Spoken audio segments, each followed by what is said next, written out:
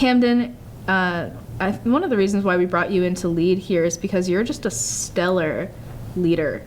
You've run multiple successful organizations in the Southwestern Advantage program where you've led teams of people, like many, many people. And they all look up to you as a leader and would be the first to say you're like a totally also transformed person from who you say you were before to who you are now because of the leadership training you've gone through and all the principles from LEAD. So I'll dive into my first question. At this point in LEAD, we've been talking a lot about where you're from, how things around us influence us and help us shape our identities. And a lot of people here in America, here in this culture, really value material possessions to do that. And something here in LEAD that we really go into is helping us develop self-awareness around what our values truly are. So can you give us an example of kind of something you've seen in the culture, kind of what you think about the topic of material things creating our identities, and expand on that a little bit? Yeah. Well, I can definitely say that my goals have changed the more that I grew and matured. Because when I was younger, I wanted to achieve something that I felt that would make other people proud. Yeah. Or I wanted to achieve something that I just felt like would give me attention, you know, not knowing that it was an insecurity in my heart. So I think the older you get, the more you will learn about who you really are and what you really desire. Where when you're in high school, it's really hard to have that self-awareness because you're being pulled at from all these different places. Social media is telling you about what you should be doing when you graduate, or what you should be wearing, the way that you should talk. And so the values of what are directing your life you haven't really chosen yet, and social media is going to pull you different ways to do that. So it's hard, but it's a really great thing to explore. Like what values that you want to have and why those are important to you, not at the expense of, well, if I don't have this value, then this person won't like me. It's a hard place to be, but it's something that's really worth exploring. Because if you don't do that, then you jeopardize running the rat race, where it's like, I'm just trying to make everyone else happy. Oh, yeah. And that's so draining.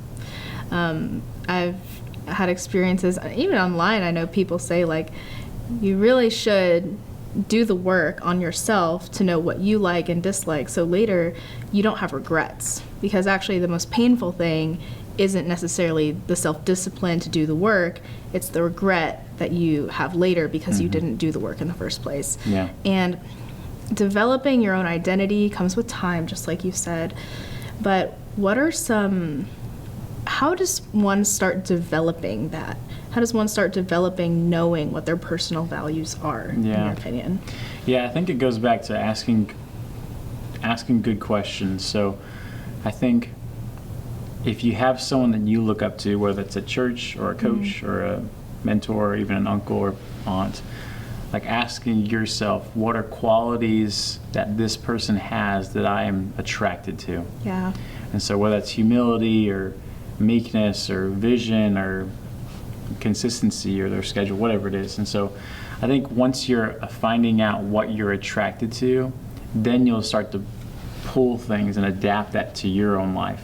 And so there's traits from this person that I like. There's some things in this, maybe there's an area in this person's life that I don't like, but they do this really well. And so once you start hanging around, getting yourself around people that you like, you'll pull things from them, and you'll be the average of the 5 people you hang out with most. Yeah, that's really important to know. I really like what you said there. Because most of us, when we're high school age, even college age, we don't think about how much the immediate people around us influence us. There's so many things coming in and out and so many new people you're meeting. But, like, you can think about your best friend right now. Like, what are qualities you really love about them? You probably trust them, they're good people, or someone that listens to you. And it's really hard, actually, at this age sometimes to have the awareness to say, oh, let me observe people. Observation is huge when it comes to learning. And we do it subconsciously, or we do it consciously. So, Camden, what are some of your personal values, and where did they come from? Who did they come from? Yeah. Well, I think the biggest one now is really humility. I think that's something that when I was younger, it wasn't something that's really talked about. It's not a fancy trait to have. It's not flashy, something like vision, or you're the go-getter, or the Kobe. Yeah, that Kobe mentality. I mean, those are things that are worth exploring, and there's definitely benefits from them. But I just found that the more I had, and this is not to demean Kobe at all, but the more Right. Mamba mentality that I had towards my sport, the better that I got. But that only helped with my sport. It didn't help me with my relationships. It didn't help me with my parents. It didn't help me with being a better brother or a better son. So like, there's places that certain mentalities can work. So once I realized that, wow, people, when I build relationships with new friends or old friends, they appreciate the side of Camden that's much more compassionate Yeah. and gentle and really seeking to just listen, rather than the Camden who's the go-getter and Yeah. it's my way, and I'm gonna tell everyone, I'm gonna show the Gonna world how show. great I am, Right. Because there's been seasons of my life where that Muhammad Ali mentality, where it's like, I'm gonna show you how great I am. Like, that was really helpful in certain ways, but the more I grow, the more I realize those old ways of thinking aren't gonna help me with who I want to be now. So to answer your question, humility is definitely one that I think is really important, and it's helped me to focus on that character trait alone can help Yeah. benefit everyone else around me. Correct. So humility is definitely one, and Well, just I yeah, really go ahead. want to actually hang on to what you said here about humility, because like you said, it's one of those traits that's very often overlooked. But the 20% of the time you're spending really honing in on your craft, right? Like the mama mentality, being the one who's showing off in a way, like, because you have these skills and you're using it to the extent you need to. But like 80% of your time is really on all the other stuff. Your relationships, the people you surround yourself with on a daily basis. You still need to be someone who's really good to work with. And you actually see that some people who focus too much on that 20%, the really, go-getter mentality, you can see actually that some of their other areas of life are really atrophied, or just like, maybe they just have other things going on that you can tell they didn't put work into or the right focus on. Yeah. And, it's a byproduct. So I really just want to say I love what you said there. Yeah, well, being great costs something, Noelle. I mean, you have to, if you really want to go to the next level, it's going to cost sacrifice, And so you were talking about that 80%, you're going to have to pull from time from family, pull from time from friends. When all your friends are going out on the movies, if you're wanting to go to college for a sport, you really have to put in the work. So there is a sacrifice for that. And so the real question that I think everyone should be asking is, what do I want to be the best at? And so here in America, we always promote a career. Like, we're known for, our conversations are like, who do you want to become and what do you want to do? But if you go out to other countries of the world, I remember I went to a mission trip in Nicaragua, and the biggest thing that I pulled away from the families was they raised their kids to be good husbands and wives. It's not to be a good businessman. Yeah. And so once I saw that, and I realized it's just the natural tendency of what America has, then I just refocused. That was an alignment for me. It was like, I want to make sure that I'm a good father and a husband before I am a good businessman. Where before 10 years ago, it was all business, and I want to be the best at being the businessman that I want to be. So that's going to come with everyone just exploring who they are. And there are going to be times where you touch the hot stove, you get burned, and you're like, I really don't want to be like this. So it's you're going to have to sacrifice somewhere to be good at something. And on the conversation of being in America, we have such a focus on material things becoming our identity. These things can take over our lives. It can become the focus. You spend your money on things like that Porsche that other guy has to impress people that you don't really care about. or, you know, it's your opinion that matters the most. And sometimes when you're younger, you really are blinded by the lights in that way. But Yeah. like, you can choose material things to be your focus, but then, like you said, you sacrifice something. So it's really like the most mature way to think about this is there's going to be a sacrifice of some sort, but what do I want to be the best at? And that's a very personal journey. That really isn't something that other people should be allowed to weigh in on unless they have the influence you want them to have in your life, Yeah. right? Yeah. Because nobody knows what's best for you but you. Yeah. So, And there's plenty of decisions. I remember looking back where I thought this was best for me. So I got a scholarship to wrestle in college, and the guy above me at my school was an All-American, so that was my partner. So if you want to get better, you got to hang around with people that are better than you. So my partner was the guy who's beating up on me all the time. So I was on track to become an All-American, which is awesome as a freshman. And then I noticed that the amount of sacrifice it would take Yeah. to become that great at that sport, at that level, would cost something from school and academics.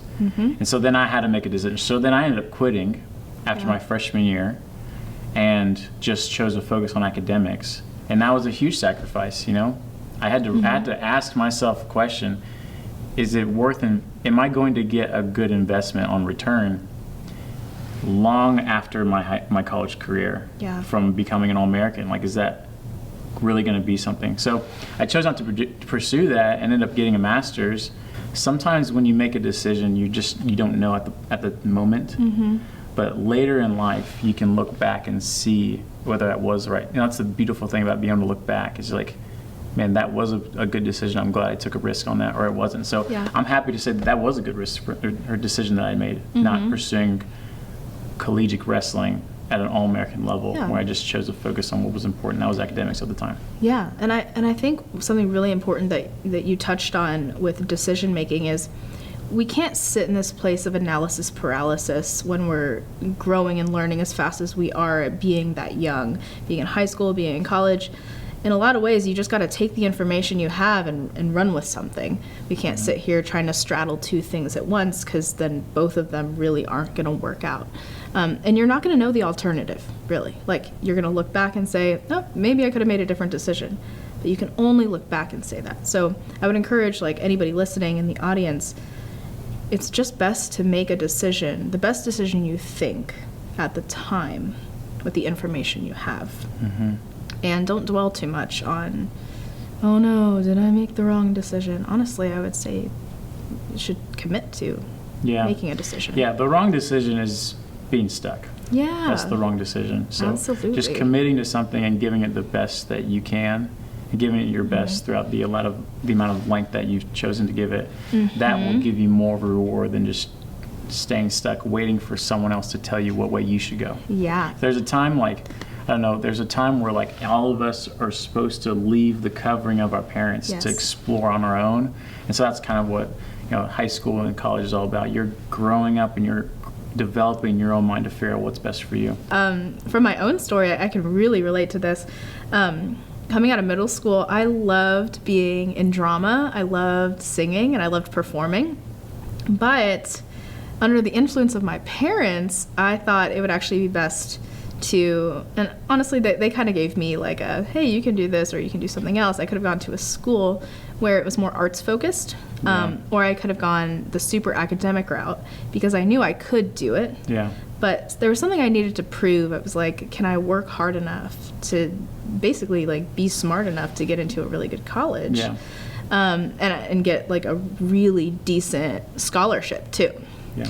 And so I had those two choices at the time, and I ended up going with an IB program, and I graduated with my IB diploma, sacrificing all 4 years of high school of the things I loved to do.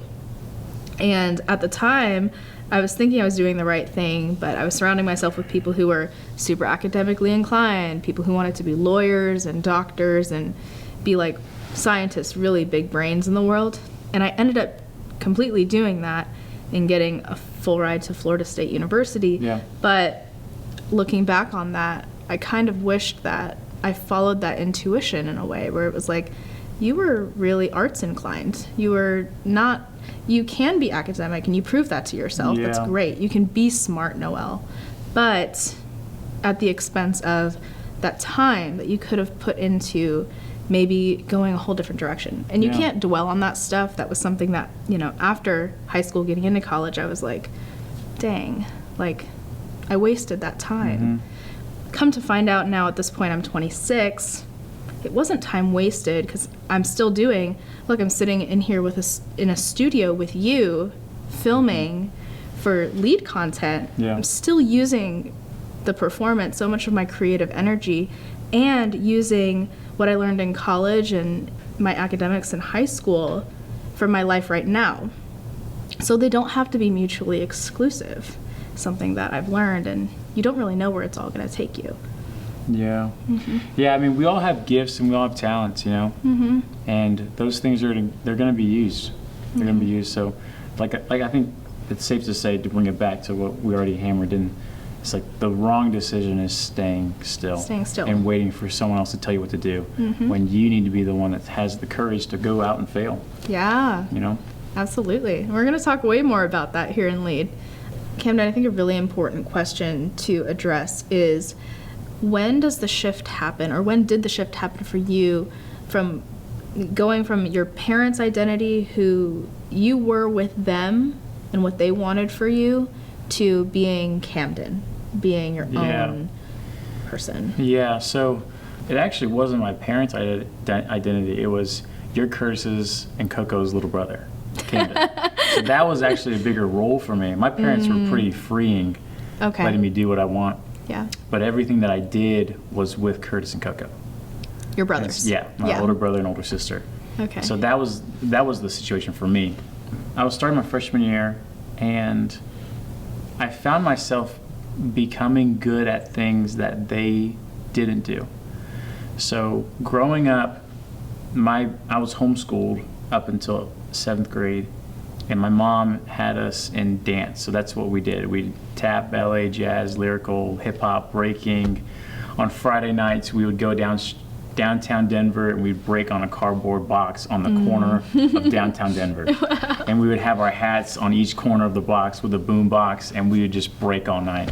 And then people would give us money just for pizza, and then we'd go out. Like, that's what we did. Like, it was like straight up on the streets in Boulder, Colorado, and in Denver. So it was an awesome time. But I was Camden, the little brother of Curtis, and Curtis he was a star. I mean, he's still a great dancer. But anyway, so I chose to pursue something outside of dance, which was athletics, football, and wrestling. And so it was when I started to develop my craft in another sport that I started blooming in a different view or a different perspective, different way than it was for my brother and my sister. Yeah. So that was like the first start of it. Wow. But coming outside of, even for my parents, like, I was the first to go to college, so that was something different from my parents. But I think the bigger thing, like, you're going to do this in phases. Like, if you're in high school now, maybe you branching out on your own will be through a sport, and maybe you branching out on your own might go into a different university than your parents. Yep. And eventually it's going to go to character and morals. Like, that's going to be the end. That's going to be the end thing. You're going to have to ask yourself, how do I want to raise my kids, or how do I want my marriage to be different from what my parents have? Yeah. And so that's the first step is going to be something smaller like athletics, and something, then maybe a school after that. But for me, it started with athletics, and the more I got older, the more I realized that my parents, they were people too. Yeah. Like, they make mistakes just like I do. So I think it started with athletics, and then I started asking more intentional questions, like, what do I appreciate my dad for? What do I appreciate my mom for? And then what's something about their marriage that I really do respect? I mean, there's 37 years this year, so I'm really excited about that. And but what I want to do differently. Yeah. Start asking yourself those questions. Yeah. My experience is a little different than yours, actually. I remember being really young when that break happened. It was like, I was probably like under 10 years old when I realized I was just a little bit different than my parents. They're super business-minded people, very like right brain. Things are logical, and things need to add up. But for me, I was way more of an abstract person. Yeah. Things didn't have to necessarily make sense, but it was really driven by emotions, how I felt and expressed myself. And I realized through probably some subconscious programming that, oh, not everybody's like that. Not everybody thinks the same way. So that differentiation happens for me pretty young, but I constantly second guessed it.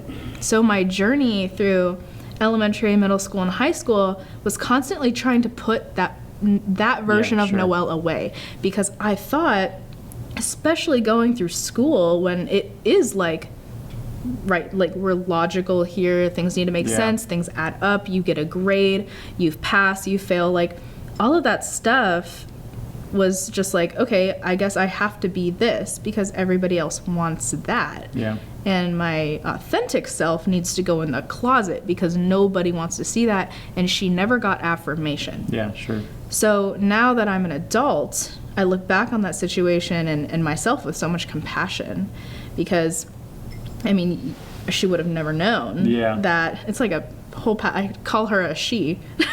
It's like a whole past version of myself. But I really came into myself for sure after that, realizing what had happened. Mm-hmm. And now I get to make my own journey, make my own way now. Yeah. Knowing that I don't have to second guess myself, and that existing the way I am is just fine. And continuing to grow. So it's all part of the journey. And that's something really important for our listeners too. The reason why we're having a conversation like this so early in LEAD is because we really want to encourage people to start thinking about this stuff. Because I would have loved to have somebody tell me that it's okay to think the way you do. It's okay to be who you are when nobody's watching. It's okay to explore things that you otherwise, you're just curious about. Yeah. Comparison is the thief of joy. Yeah. Like, absolutely. Like, if I was I constantly compared myself to Curtis because he's doing it first. And then Coco, the second child, did it better than Curtis. And so then the third child, you know, it's just like there's this constant like comparison of like I have to perform at this level to be accepted, because the better I perform, the more people will validate me, you know? Yeah. So it's a complex situation. But I mean, the truth is, like, everyone has gifts and everyone has talents. Yeah. And if yours haven't bloomed yet, that's okay. That's okay. You know, but to just know the principle alone, like just the gift alone, like you definitely have talent. Yeah. And to not be confused by if your talents look different than anyone else's. Absolutely. In fact, you'll appreciate it later in life that your talents are different than everyone else's. Yeah, most definitely.